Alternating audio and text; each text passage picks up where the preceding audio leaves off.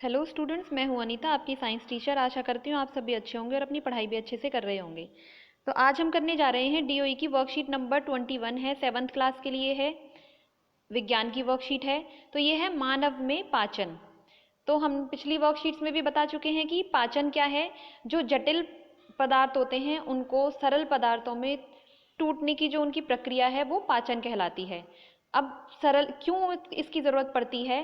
क्योंकि हम जो खाना खाते हैं, जैसे कोई चपाती खा रहा है, कोई चावल खा रहा है, कोई नॉनवेज खा रहा है, कोई बर्गर पिज़्ज़ा ये सब चीज़ें खा रहे हैं, तो ये कैसे हैं? सब ये जटिल पदार्थ हैं। ये सब आगे की क्लासेस में भी आप जाओगे जब, तो उसमें देखोगे कि जो कार्बोहाइड्रेट है वो ग्लूकोज में, प्रोटीन है वो अमीनो एसिड्स में टूट जाते हैं, और ऐसे ही जो फैट है, वसा है, वो फैटी एसिड्स में और ग्लिसरॉल में टूट जाता है।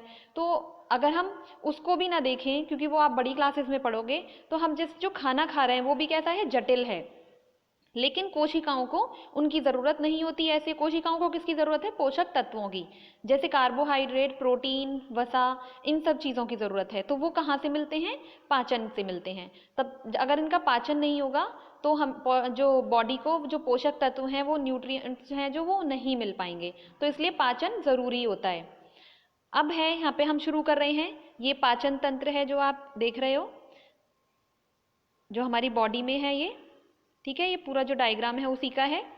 तो अब हम देखते हैं कि ये कैसे शुरू होता है, कहाँ से इसकी स्टार्टिंग होती है। तो पिछली वाली जो वर्कशीट थी वहाँ पे जो आपके दांतों के विभिन्न संरचना के बारे में बताया गया था और जीभ के बारे में बताया गया था। तो उसमें क्या था? जो पाचन था वो मुख से ही शुरू हो रहा था। तो यहाँ पे वो ये सबसे पहले क्या है हमारा? मुख एवं मुख गुहिका।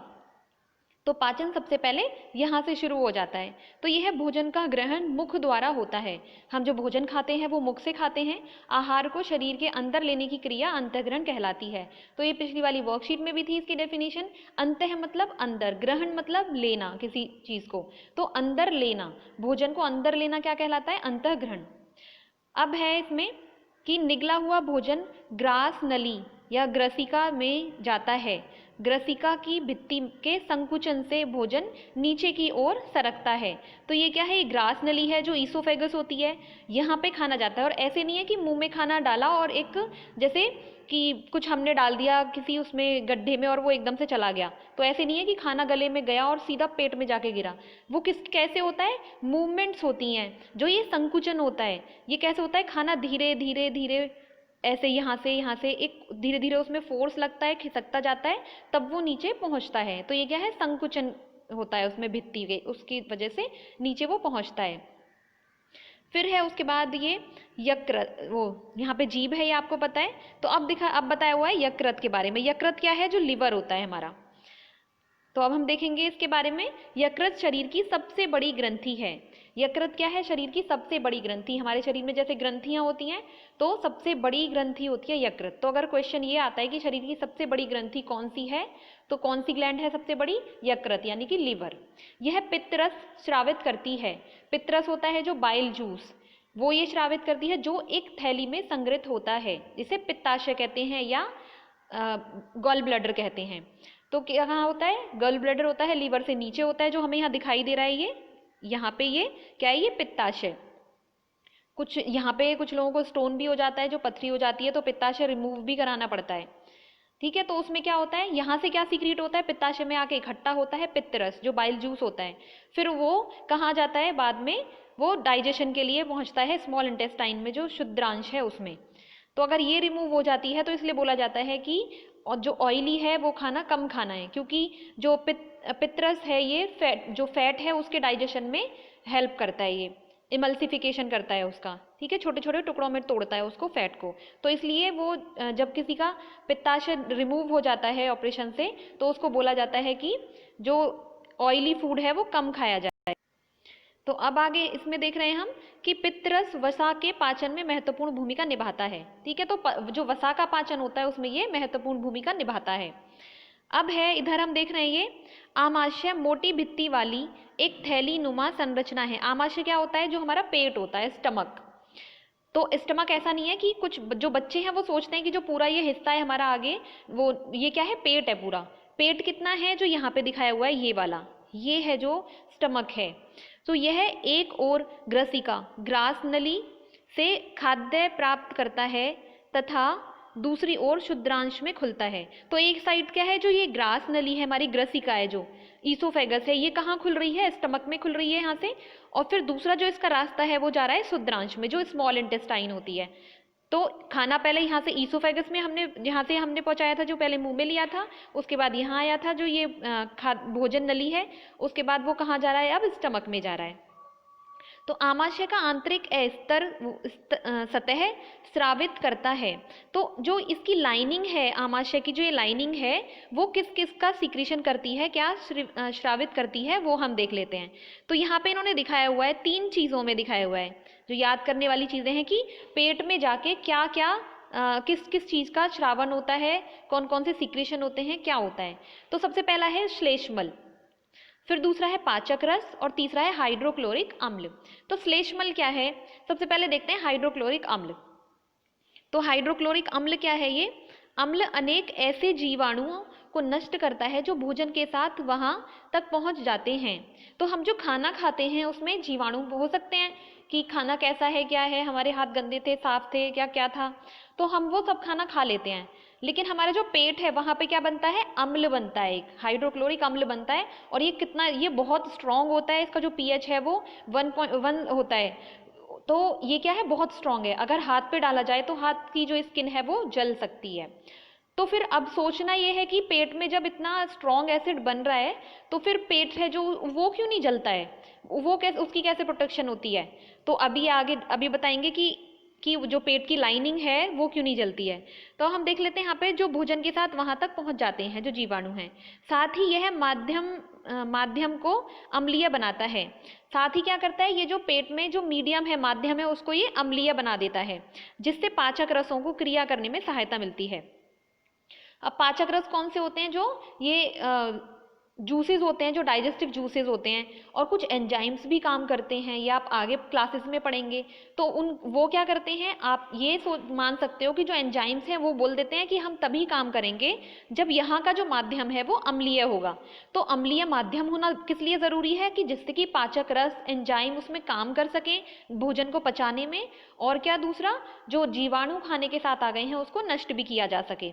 तो इसलिए हाइड्रोक्लोरिक अम्ल पेट में बनता है। फिर है यहाँ पे पाचक रस, प्रोटीन को सरल पदार्थों में विघटित कर देता है। जो पाचक रस सीक्रेट होते हैं आमाशय में, वो क्या करते हैं, प्रोटीन का डाइजेशन यहाँ पे कर देते हैं, सरल पदार्थों में उसको विघटित कर देते हैं। तो फिर है तीसरा है श्लेष्मल, आमाशय के आंतरिक स्तर को सुरक्षा प्रदान करता है। तो हमने बताया ना कि अम्ल का सिक्रीशन होता है अंदर, तो उस अम्ल से कौन बचाता है, जो उसकी लाइनिंग है स्टमक की पूरी, उसको, कि हमारा जो पेट है वो जले ना, तो उसे कौन बचाता है, श्लेष्मल। म्यूकस होती है ये, चिपचिपी लेयर होती है, जो क्या प्रोटेक्ट करती है जो स्टमक है उसकी लाइनिंग को, उसे जलने से बचाती है। तो यहाँ तक समझ में आया कि खाना पहले मुंह में लिया है, उसके बाद जो भोजन नली है उसमें गया, और वहां से आमाशय में आया है, ठीक है। और यहाँ पे क्या क्या था, आमाशय में हाइड्रोक्लोरिक अम्ल बन रहा है, किस लिए, कि कोई जो जीवाणु आ गए हैं वो नष्ट हो जाएं, और क्या माध्यम है जो वो अम्लीय हो जाए, जिससे कि पाचक रस और एंजाइम अच्छे से काम कर सकें। और फिर क्या है, यहाँ पे पाचक रस सीक्रेशन होता है, वो किस लिए, कि प्रोटीन का डाइजेशन हो सके, क्योंकि डाइजेशन जो होता है, या तो पाचक रस सीक्रेट हो रहे हैं और एंजाइम सीक्रेट हो रहे हैं। अगर एंजाइम्स नहीं होंगे, ये आप आगे क्लासेस में पढ़ेंगे, एंजाइम्स नहीं होंगे तो जो आपका खाना है वो कम से कम 4 साल तक भी, जो आपने एक ब्रेकफास्ट किया है, वो डाइजेस्ट नहीं हो पाएगा। तो ये किसकी वजह से होता है, जो एंजाइम्स हैं, पाचक रस हैं, उनकी वजह से हमारा खाना इतनी जल्दी डाइजेस्ट हो जाता है।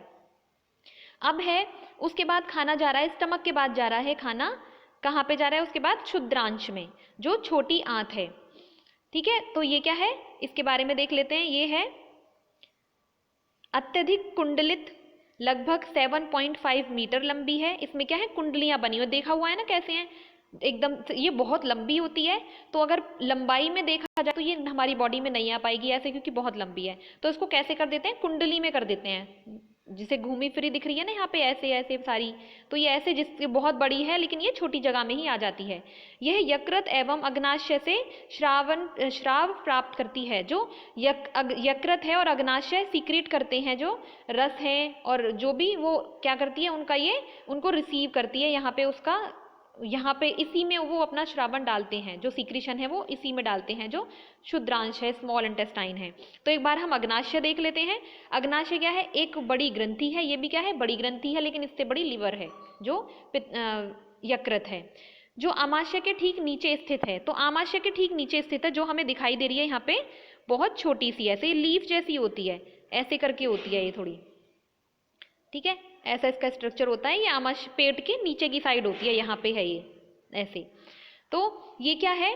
अग्नाशयिक रस, जो पैनक्रियाटिक जूसेस होते हैं, अग्नाशयिक रस होते हैं, उनको सीक्रेट करती है, कार्बोहाइड्रेट्स एवं प्रोटीन पर क्रिया करता है, जो क्या करता है? कार्बोहाइड्रेट और प्रोटीन का डाइजेशन। अब प्रोटीन का डाइजेशन स्टमक में भी हुआ था, लेकिन बचा हुआ जो डाइजेशन है वो कहाँ हो जाता है? फिर जो स्मॉल इंटेस्टाइन है वहाँ पे वो हो जाता है, जो शुद्रांश है वहाँ पे। तो अब है तथा इनको सरल रूप में परिवर्तित कर देता है, जो इनको सारे सबका जो टोटल यहाँ पे डाइजेशन हो जाता है।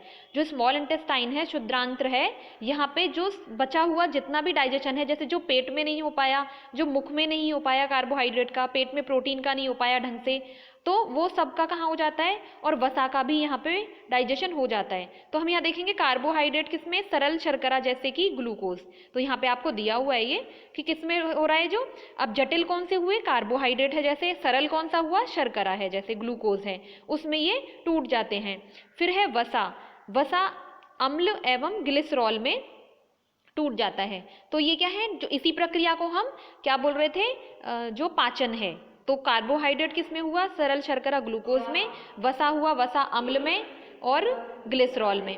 प्रोटीन किस में हो जाएगा? अमीनो अम्ल में। तो जो हमारी कोशिकाओं को ज़रूरत होती है ग्रोथ के लिए, एनर्जी के लिए, ऊर्जा के लिए, जिसकी भी, तो किसकी ज़रूरत होती है? अमीनो अम्ल की, वसा अम्ल की, ग्लिसरॉल की, ग्लूकोज की, ठीक है। तो यहाँ पे कंप्लीट डाइजेशन हो जाता है, जितना भी डाइजेशन बचा होता है सब हमारा स्मॉल इंटेस्टाइन है, जो शुद्रांत्र है, इसमें हो जाता है।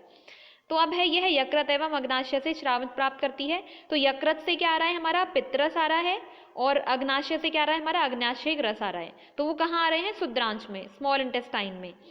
इसकी भित्ति से भी कुछ रस श्रावित होते हैं। जो इसकी भित्ति है, इसकी जो वॉल है, वहां से भी कुछ रस हैं वो सीक्रेट होते हैं, जो कि डाइजेशन में हेल्प करते हैं। अब इसके बाद है यहाँ पे बृहद्रांत। बृहद्रांत है जो लार्ज इंटेस्टाइन है। अब हम यहाँ पे देखते हैं कि जो लार्ज इंटेस्टाइन है वो तो इतनी बड़ी है बस, ठीक है, लेकिन जो स्मॉल इंटेस्टाइन है वो बहुत ज़्यादा बड़ी है। हम यहाँ पे देख रहे हैं कि ये कितनी है? 1.5 मीटर है जो लार्ज इंटेस्टाइन है, और स्मॉल कितनी है? 7.5 मीटर। तो ये वाली बड़ी है। तो इसको फिर हम स्मॉल क्यों कह रहे हैं जब ये बड़ी है, और इसको हम लार्ज क्यों कह रहे हैं जब ये छोटी है? तो क्यों कहते हैं? क्योंकि जो इनका डायामीटर है, इनकी जो चौड़ाई है वो इसकी ज़्यादा होती है। बृहद्रांत्र की जो लार्ज इंटेस्टाइन है उसकी चौड़ाई ज़्यादा होती है। हम देख रहे हैं ना यहाँ पे, ये इतनी चौड़ी है और ये कैसी है? बहुत पतली होती है। तो इसलिए इनको लार्ज और स्मॉल में ऐसे कहा जाता है। अब है कार्य क्या होता है इसका? जल एवं कुछ लवणों का अवशोषण करना। तो हमने बताया कि सारे जो भोजन है उसका पाचन कहाँ होगा? कंप्लीटली स्मॉल इंटेस्टाइन में हो गया, जो शुद्रांत्र है उसमें। उसके बाद जब खाना तो जो लार्ज इंटेस्टाइन है, बृहद्रांत है, यहाँ पे क्या होगा?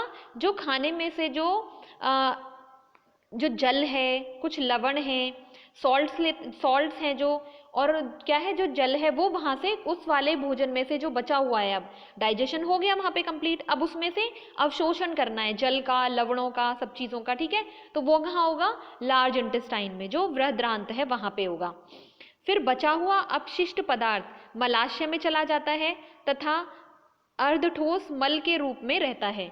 तो जो बचा हुआ अपशिष्ट पदार्थ है, जो बेकार है, वो कहाँ चला जाता है? वो मलाशय में चला जाता है, जो रेक्टम होता है वहाँ पे, जहाँ पे मल एकत्रित होता है, यहाँ पे चला जाता है वो, ठीक है। फिर तथा अर्धठोस मल के रूप में रहता है। अब यहाँ पे किस रूप में रहता है? जो अर्धठोस, सेमी सॉलिड होता है, जो ना तो बिल्कुल ठोस है और ना ही बिल्कुल लिक्विड है, उसकी फॉर्म में रहता है, जो कि समय समय पर गुदा द्वारा यह मल बाहर निकल जाता है। इसे निष्कासन कहते हैं। तो आप सब सुबह डेली जाते हो फ्रेश होने के लिए, तो क्या करते हैं? जो बॉडी का वेस्ट है वो हम निकालते हैं। कहाँ से निकालते हैं? जो एनस है, गुदा है, वहाँ से। तो सब ह्यूमन बींग्स करते हैं ये वाली जो क्रिया है। तो क्या है, जो समय समय पर यहाँ से जो भी वेस्ट मटेरियल बचा है, क्योंकि सब कुछ उसमें से निकाल लिया, अब वो क्या है, वेस्ट मटेरियल है पूरा और वो शरीर से बाहर निकल जाता है, उसको क्या बोलते हैं, निष्कासन। बाहर निकलने की क्रिया को बोलते हैं उसको निष्कासन। तो अब हम देखते हैं यहाँ पे कि पचा हुआ भोजन अवशोषित होकर शुद्रांत की भित्ति में रुधिर वाहिका में चला जाता है। जो भोजन अवशोषित हुआ है, पचा हुआ जो भोजन है वो अवशोषित हुआ है कहाँ, शुद्रांत की भित्ति में, जो स्मॉल इंटेस्टाइन है उसमें वो एब्जॉर्ब होता है वो सारा, और वो कहाँ जाता है, रुधिर में जाता है, रुधिर वाहिकाओं में चला जाता है। रुधिर में क्यों जाता है, क्योंकि रुधिर ही है जो सभी पोषक तत्वों की सप्लाई जाके सभी कोशिकाओं को देता है। रुधिर हमारे पूरे शरीर में बहता है, तो वो क्या है, अगर आप देखो कोरियर बॉय है एक तरीके से, तो वो सब जगह जहाँ जहाँ जरूरत होती है वहाँ वहाँ कोरियर करके आता है, हर कोशिका के पास, जिसके पास भी जिसको पोषण की जरूरत है, किसी की भी चीज की जरूरत है, वो सब जगह जाकर वहाँ पहुँचाता है। तो इस प्रकार इस प्रकरण को अवशोषण कहते हैं। तो इस एब्जॉर्ब होने की जो प्रक्रिया है, जो अवशोषण हो रहा है, इसको अवशोषित हो रहा है जो भोजन, उसको बोलते हैं अवशोषण। तो शुद्रांत की आंतरिक भित्ति पर उंगली के समान उभरी हुई संरचनाएं होती हैं। तो उंगली जो इसकी आंतरिक भित्ति होती है, इस पे क्या है, उंगली के जैसी संरचनाएं ऐसे होती हैं। तो ये क्यों होती हैं, क्योंकि हम देख रहे हैं कि ये क्या करते हैं, जो इसकी जो ये भित्ति है ये क्या काम कर रही है, अवशोषण का। तो अगर ये सीधी होती तो हम देख रहे हैं यहाँ से बस यहाँ तक है, और जो ये ऐसे प्रोजेक्शंस निकले हुए हैं उससे ये कितनी लंबी हो गई है ना, ये तो इतनी छोटी है और ये अब कितनी लंबी हो गई है। तो सरफेस एरिया बढ़ गया एब्जॉर्प्शन के लिए, जो अवशोषण का सरफेस एरिया है वो बढ़ गया, ज़्यादा से ज़्यादा जगह पे अवशोषण होगा खाने का अच्छे से, जितने भी न्यूट्रिएंट्स हैं वो अच्छे से एब्जॉर्ब हो जाएंगे उसमें और ब्लड के द्वारा सारी कोशिकाओं में पहुंच जाएंगे। तो इसलिए ये प्रोजेक्शंस होते हैं जो उभार हैं, और इनको क्या बोलते हैं, दीर्घ रोम अथवा रसांकुर, इनको बोल रहे हैं विलाई बोलते हैं इंग्लिश में, और ये है दीर्घ रोम या रसांकुर कहते हैं। दीर्घ रोम पचे हुए भोजन के अवशोषण हेतु क्षेत्र बढ़ा देते हैं। तो यहाँ पे सरफेस एरिया बढ़ा देते हैं, क्षेत्र बढ़ा देते हैं, जिससे कि भोजन का अच्छे से अवशोषण हो सके। तो भोजन का वह भाग जिसका पाचन या अवशोषण नहीं होता बृहदान्त्र में भेज दिया जाता है। ठीक है, तो जो पचा हुआ जो भोजन है जिसका अवशोषण नहीं होता, जो अब सब कुछ उसमें से निकाल लिया, वो कहाँ जा रहा था, हमारा जो लार्ज इंटेस्टाइन है बृहदान्त्र में।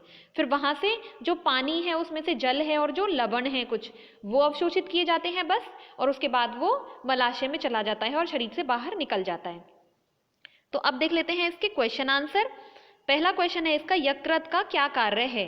तो इसका आंसर आप यहाँ से लिख सकते हैं, ये है यकृत, इसके कार्य ये है यकृत। तो आप ये पूरा भी लिख सकते हैं, और अगर आपको शॉर्ट करना है तो आप ये लिख सकते हैं, यकृत शरीर की सबसे बड़ी ग्रंथि है और यह पित्तरस स्रावित करती है, पित्तरस वसा के पाचन में महत्वपूर्ण भूमिका निभाता है। या फिर आप ये पूरा भी लिख सकते हैं।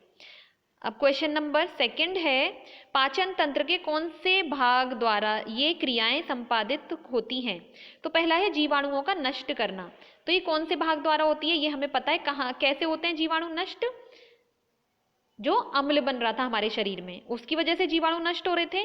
तो ये अम्ल कहाँ पे बन रहा था, पेट में बन रहा था हमारे। ठीक है, तो क्या लिखेंगे, आमाशय, स्टमक में ये लिखेंगे आमाशय। यहाँ पे बन रहा था ना, ये अम्ल बन रहा था, और यहाँ पे लिखा हुआ है कि जीवाणुओं को नष्ट करता है, तो क्या लिखेंगे इसके आंसर में, आमाशय। फिर नेक्स्ट क्वेश्चन है वो, इसका नेक्स्ट पॉइंट है बी, भोजन का संपूर्ण पाचन। तो भोजन का संपूर्ण पाचन कहाँ पे होता है, भोजन का संपूर्ण पाचन होता है शुद्रांत्र में। ठीक है, शुद्रांत्र में जो है वो संपूर्ण पाचन हो जाता है। कहाँ है ये, जैसे यहाँ पे हम देख रहे हैं कि यहाँ पे क्या हो जाता है, पूरा पाचन हो गया यहाँ पे। ठीक है, जो कार्बोहाइड्रेट है वो उसमें ग्लूकोज में हो गया, वसा अम्ल में, ग्लिसरॉल में, प्रोटीन अमीनो एसिड्स में। तो ये पूरी तरीके से सारा पाचन हो जाता है। तो इसका कहाँ लिखेंगे आप, शुद्रांश में, छोटी आंत में लिखेंगे आप। अब है अगला है इसका कि दीर्घ रोम अथवा रसांकुर किन्हें कहते हैं।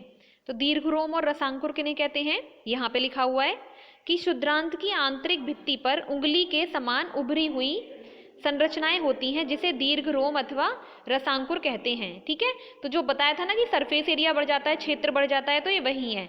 तो यहाँ से आप लिखेंगे इसका आंसर, जो आप लिखेंगे कि शुद्रांत्र की जो आंतरिक भित्ति है, यहाँ से आप शुरू करके और आप यहाँ तक इसका आंसर लिखेंगे। फिर लास्ट क्वेश्चन है, मानव पाचन तंत्र का एक स्वच्छ नामांकित चित्र बनाइए। तो इसका चित्र आप कहाँ से बनाएंगे? ये वाला जो चित्र दिया हुआ है, आप यहाँ से इसका पूरा वाला ये वाला चित्र बनाएंगे। और इनके जो नाम लिखे हुए हैं आप ये भी नाम लिखेंगे, बस इनके कार्य नहीं लिखेंगे इस चित्र में, इनके नाम सबके लिखेंगे, जैसे मुख, गुहिका, भोजन नली, जीभ, यकृत, आमाशय, अग्नाशय, इन सब का आप चित्र बनाएंगे। यहाँ से सही लगता है तो यहाँ से, अदरवाइज अपनी बुक में से भी बना सकते हैं। ठीक है, तो आपकी वर्कशीट यहाँ पे खत्म होती है। आशा करती हूँ आपको समझ में आई होगी। Thank you for watching, have a nice day.